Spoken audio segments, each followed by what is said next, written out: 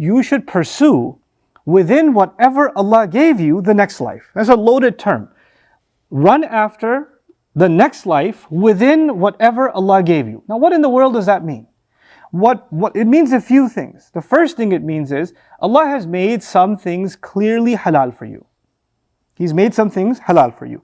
And He knows that the things that are halal for you are things that are good for you, that are beneficial for you, that are actually a blessing for you. And when you enjoy what Allah has made halal, actually that in and of itself is an act of worship.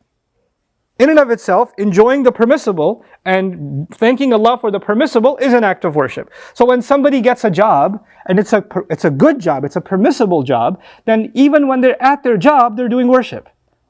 When they earn that money, that earning of that money is worship. When they buy good halal groceries, or eat food that's good, permissible food from that money, or buy clothes, that buying of the clothes didn't just benefit you in this life, that's actually an act of worship too.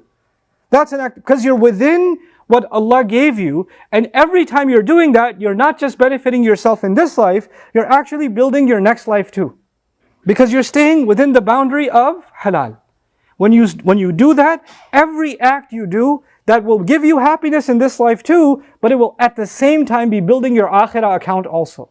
So why not do that? Why not stay within the halal? What does shaitan want you to do? Same thing he wanted our father to do and our mother to do. You've got all these trees that are halal, but the one that will get you real good life, the one that will make you real happy is that one that's haram.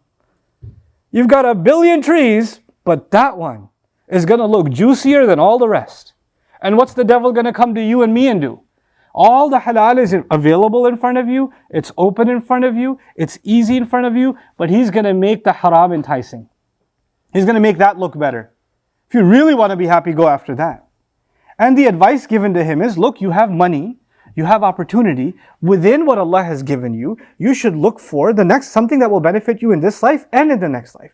Earn in the right kind of way, spend in the right kind of way. Spend time in the right kind of way. Everything that your body needs and everything you need or want in this life, there's a halal avenue for it. There's a good, blessed avenue for it. When you go after that avenue, life will be good. Life will be good in this world and in the next world. So, وَابْتَغِي فِيمَا أَتَاكَ اللَّهَ دَارَ الْآخِرَةِ. But when somebody hears that and you give somebody who's living the party life that advice and say, listen, you should just do something that will build this life and the next life. You say, oh, you don't want me to have any fun. You just want me, because the more Islamic you get, the more miserable your life is. Look at all the Islamic, oh, that guy looks depressed, he must be Islamic. Oh, these people look so sad, that must mean they're religious. Because the closer you get to religion, the sadder and sadder your life is. I just want to live, I just want to breathe, I just want to enjoy my life, I just want to have some fun. There's no harm in me having some fun. And you know what Allah's response to that is? وَلَا تَنْسَ نَصِيبَكَ مِنَ الدُّنْيَا. Don't forget your portion in this life. Meaning, Allah is saying, yes, stay within the halal. Sure, stay within the halal.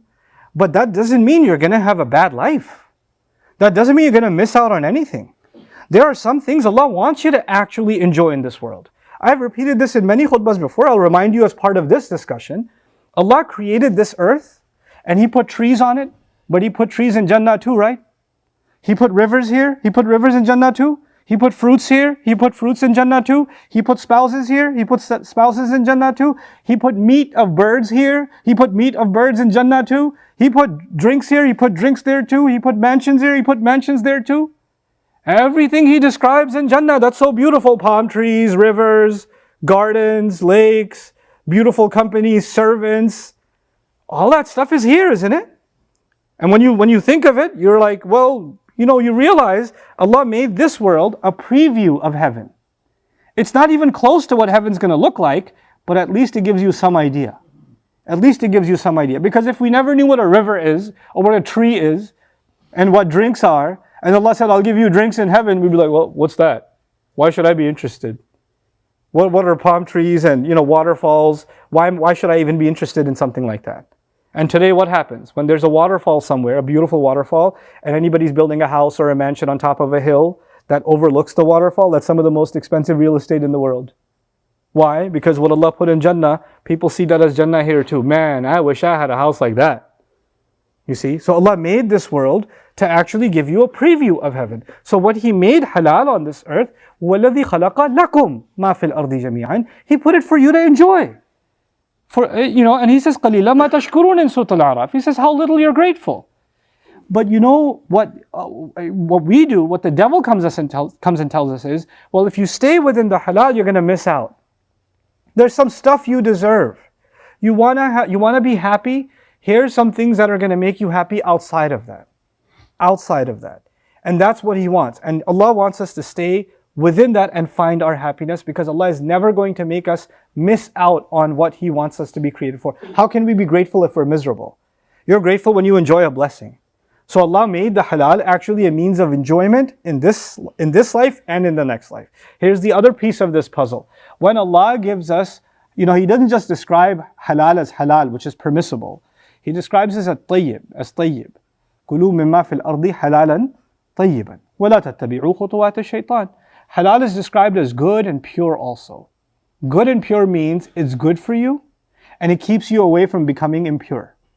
What does that mean? That everything that isn't halal brings some kind of corruption, is bad for you, and it brings some kind of disease into your life, problems into your life. It doesn't solve my problems, it makes them worse. Shaitan wants to manipulate my emotions and make the haram look good. But when I fall for that trap and I go after the haram, I will only get misery. I'll never get happiness that way. No matter how much he tricks me, no matter how much I fool myself, I just won't find it. وَلَا تَنْسَ نَصِيبَكَ مِنَ الدُّنْيَا. We're going to actually talk a lot more about وَلَا تَنْسَ نَصِيبَكَ مِنَ الدُّنْيا and وَابْتَغِ فِي مَا آتَاكَ اللَّهُ دَارَ الْآخِرَةِ. Two more dimensions of these portions of the ayah in the subsequent khutbah to come. But for today at least, I wanted to remind myself and remind all of you that life is very, very short. It's very, very short. And you and I have something to show before Allah. We were created for a much, much higher purpose. We did not come on this earth to just find ways to escape our problems. We didn't come for that purpose. We came on this earth for a much higher purpose of doing good. Allah has given us the ability to do a lot of good. And if we don't use our potential and our talent to do something good, we're actually only absorbing it on where all of our energy is directed at ourselves and not actually doing something good in this world. We're missing out on the huge burden that Allah put on top of us. So I pray that we internalize that and we're able to really see for ourselves, what good am I going to leave in the world? What good am I going to do?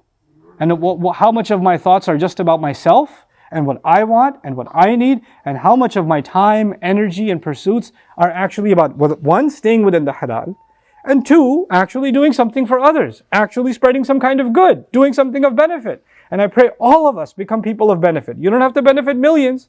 You can benefit one person next to you. You can benefit a child. You can benefit a family member. So long as you're being of some kind of benefit, then at least there's some purpose more than yourself, more than myself in this life. I pray Allah gives all of us that. Barakallahu li wa lakum fil Qur'an al-Hakim wa nafa'ani wa iyyakum bil ayati wa dhikr al-Hakim.